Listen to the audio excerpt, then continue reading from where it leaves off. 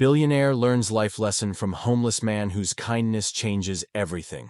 Sounds unbelievable, right? How could a man with nothing teach the richest man in the room something he didn't already know? Well, this story is about more than money. It's about the kind of wealth that can't be measured in dollars. And by the end of this tale, you'll see why true richness comes from the heart, not the wallet. If you're intrigued, don't forget to hit that subscribe button and turn on notifications so you never miss a story like this. Meet John Maxwell, a man whose name is synonymous with success in the business world. He owns multiple luxury cars, a mansion overlooking the city skyline, and travels the world on private jets. To most people, John is the definition of wealth and power. But, as impressive as his life may seem from the outside, inside, something's missing. John believes money is the answer to everything. Got a problem? Buy a solution. Feeling empty? A new mansion will fill the void. And he truly thinks that with all his wealth, he's untouchable.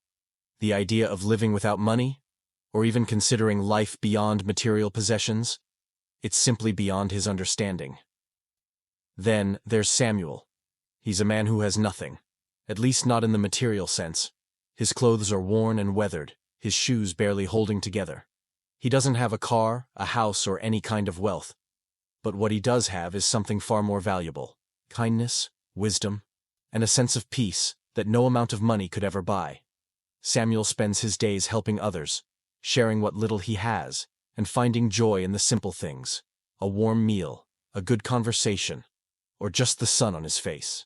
His life is a stark contrast to John's, yet in ways that truly matter, Samuel is the richer man. One rainy afternoon, John found himself in an unexpected situation. His private jet had to make an emergency landing due to bad weather. And now, stranded in a small, unfamiliar town, he felt completely out of his element. His phone was dead, and the nearest hotel was miles away.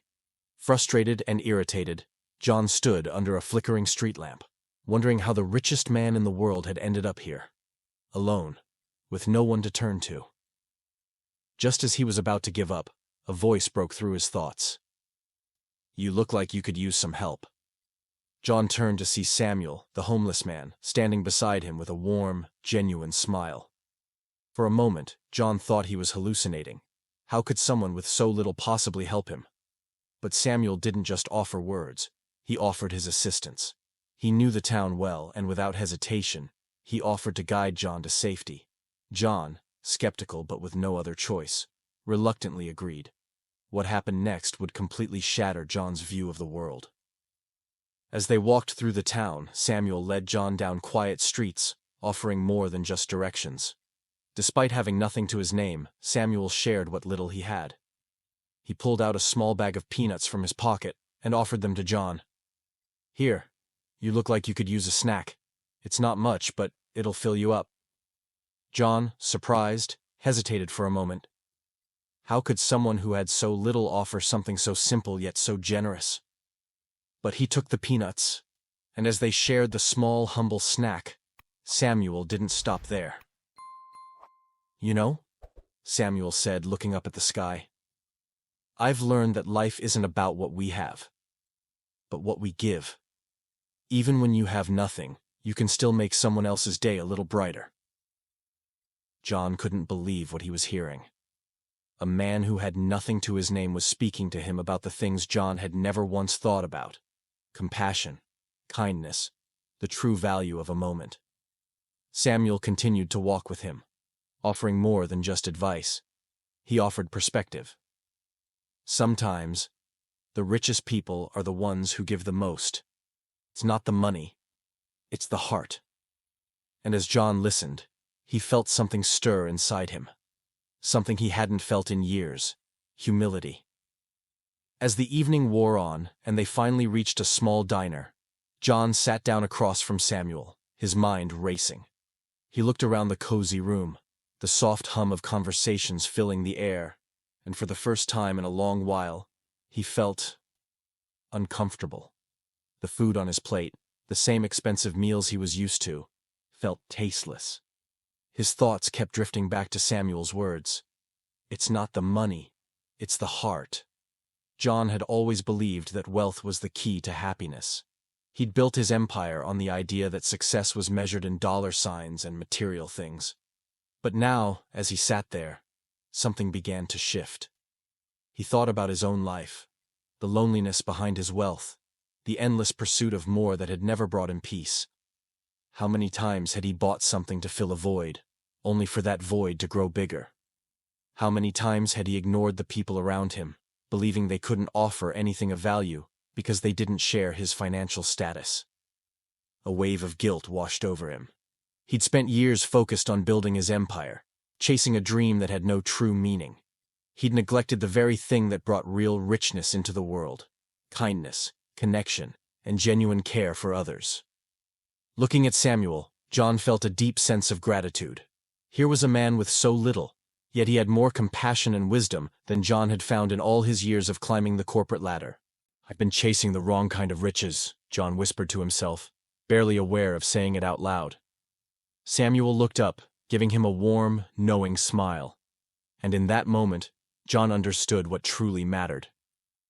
The next morning, John woke up with a sense of clarity he had never experienced before. The weight of his old life, the endless pursuit of more, no longer seemed important. He realized that true success wasn't about how much money you made, but about how much you gave, how much you cared, how much you impacted others. John didn't waste time. That day, he called his team and made a bold decision. He would use his wealth to create something that truly mattered. He pledged millions to various charities, focusing on homelessness, mental health, and education. He didn't just write a check, he made it personal. But the real turning point came when he reached out to Samuel. He invited him to lunch, but this time, it wasn't just about a meal, it was about making a real difference. John wanted Samuel to help him build a program that would provide not just shelter, but hope for people in need. A program that would teach skills, offer mentorship, and create opportunities for those who felt invisible, just like Samuel had once felt. Samuel's face lit up with surprise. He had never imagined that someone like John, who had so much, would genuinely care to help those with so little. Together, they started planning, sharing ideas, and forming a vision for something bigger than both of them. As John looked at the work they were doing, he realized just how much more fulfilling it was to give than to take. The happiness he once thought came from material wealth now came from the smiles of those he was helping, from the connections he was building, and from the impact he was making. For the first time in his life, John felt rich, not because of his bank account, but because he had finally found something worth living for. And so John learned the greatest lesson of all. True wealth isn't in what you own, it's in what you give. It's in the kindness you share, the lives you touch, and the love you spread. Sometimes the richest people aren't the ones with the biggest bank accounts, but those who have nothing but their hearts to offer. So, take a moment and reflect on your own life. Are you chasing the wrong kind of riches? What would it look like if you valued kindness, compassion, and human connection above everything else? Because when we give from the heart, we all become wealthier. If this story touched you, make sure to like, share, and subscribe. We've got more inspiring stories on the way, stories that remind us what really matters. Thank you for watching, and remember, the richest life is one lived with kindness.